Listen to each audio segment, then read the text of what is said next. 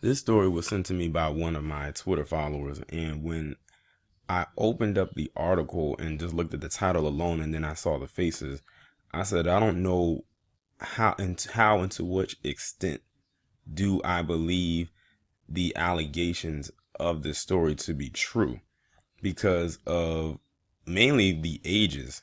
That is what got me. So basically, what happened is these four boys that you see pictured right here, all from Delaware, have been charged with raping this girl.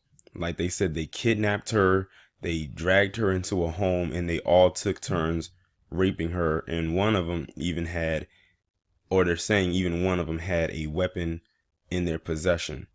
And it's crazy because all four of these boys are minors, but they put their names out there as well as their faces and their ages. Like they gave out a lot of information for this. Now, how many times have we heard stories where you'll have white boys probably around their age who probably done the same thing, and they'll give them cover. Like they'll seal their name, they'll most likely sometimes seal their faces, and the whole nine. Now, it's understandable that they'll seal the name and the face of the victim because, they were the victim. But I'm going to go ahead and read this article and we'll go from there. It says four juvenile males between the ages of 14 and 12 have been charged with kidnapping and raping a girl. Carbarshane Ellis Pinckney, Lewis Miller, and Joseph James Carter, both 13, and Jaden Glover were arrested on Wednesday in Newcastle County, Delaware on first-degree rape and kidnapping charges. Police say that the four dragged the girl into a home in Bear, a suburban community about 11 miles southwest of Wilmington, on December 11th and forcibly raped her. A police spokesman told DailyMail.com that the victim was under the age of 18 but could not reveal her specific age due to privacy concerns. After the assault, Miller and James Carter went on to threaten the victim with a weapon and warn her not to tell anyone what had happened. Detectives from Newcastle County Division of Police Family Services Squad launched an investigation and identified the four suspects. After executing search warrants, police said they found further evidence tying the four suspects to the crime, and arrest warrants were obtained. All four were arrested without incident and charged with felony counts of first-degree rape, first-degree kidnapping, first-degree conspiracy, and second-degree unlawful sexual contact. Miller is also charged with one count of felony possession of a deadly weapon during the commission of a felony, one count of felony aggravated menacing, one count of misdemeanor terroristic threatening, one count of misdemeanor theft under $1,500, and one count of misdemeanor endangering the welfare of a child. Now, that's just one person. That's just one of the kids that has that laundry list of charges against them. James Carter is also charged with one count of felony possession of a deadly weapon during the commission of a felony and one count of felony aggravated menacing. Miller is being held in lieu of a $65,500 secure bail. The other three suspects are being held pending cash bail of $104,000. It was unclear whether the four had lawyers who could speak on their behalf. Police say that the investigation led them to be concerned that there may be other victims.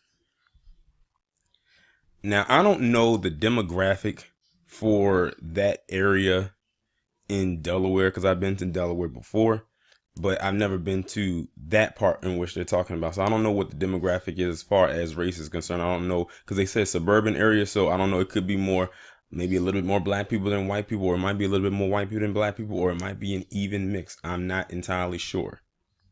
But if I don't know what the demographic of that or the race of that girl was, and I hope that she wasn't white, I hope, then I can see why they're really slamming hammer down on them. And you know what's interesting? At the beginning of the month, we had the whole situation with Jasmine Barnes, and they say that it was a white guy. Then they brought two black guys in, and it's still kind of side eyeing that right there, and whether or not that was them or not who killed her. Now you have this story that came out, even though this story happened like in the middle of December, but it's just now coming out, so it's still fairly fresh and new because it's new to me. That say that they did this to this girl. The only DNA evidence that would convict them of this crime that I would want to see is DNA evidence. meaning there has to be something left behind that would prove without a shadow of a doubt that they were the ones that actually did this. But it's amazing that they put all their information out there the way that they did, and they're still considered minors themselves. Last I checked, you're a minor until you're 18. Now, if something should happen, they're going to throw the book at them. They might even charge them as adults.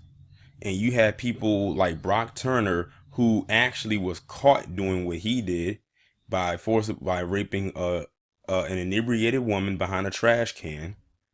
And he was supposed to get, I think, a few years behind bars, but they ended up reducing it to 3 months.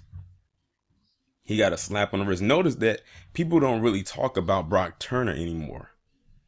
And then you have a host of other individuals who have raped people, and there's proof that they actually did, and they got little to no time as well. The last person who actually is serving consequences for their rape, and rightfully so, is Daniel Holtzclaw, also known as Dirty Dick Danny. He's the only one that in the last few years who deservingly needed to be in jail for the crime that he committed. Mainly because he abused his power as a police officer. That made it even worse. But I'm gonna keep my eye on this story right here, because I'm not entirely sure what to make of it. But like I said, the only evidence that can prove to me without a shadow of a doubt that they were the ones that did this is DNA evidence, which means they're gonna have to, get what they would usually do, like maybe semen samples or something like that, to see if there's a match between what was found with the victim and with them. That's the only way that they can prove to me that they were the ones that did it. Because now, with this happening, if this happens a third time, meaning that a black person goes down for something that seems like it will be out of the norm, then something is definitely up here.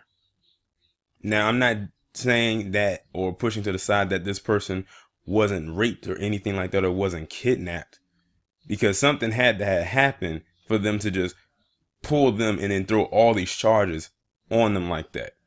But then again, when you're black in this establishment, they can overload you with a whole bunch of bogus charges anyway. Lord knows they've done it plenty of times before and will continue to do so. But it's just the way that they handled this. Like, and it's so crazy that the Daily Mail is like the only website that went into this much detail and was able to get the names of the boys. Every other site, they just told the bare minimum. Like, it was just a 1 paragraph type article, and they didn't even show their pictures, let alone tell us what their names was. But it's amazing that the Daily Mail, a website that operates out of the UK, managed to get all this information for something that happened all the way here in the US. Y'all let me know what you think of this down in the comments below. Like, share, subscribe. The links will be in the description. I will talk to you in the next one. Oh, and one last thing before I go, and it just popped up right as soon as I clicked the stop button.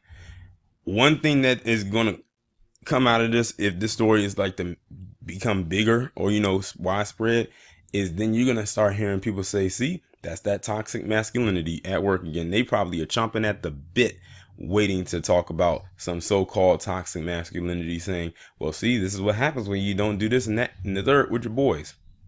Now that's all I have to say.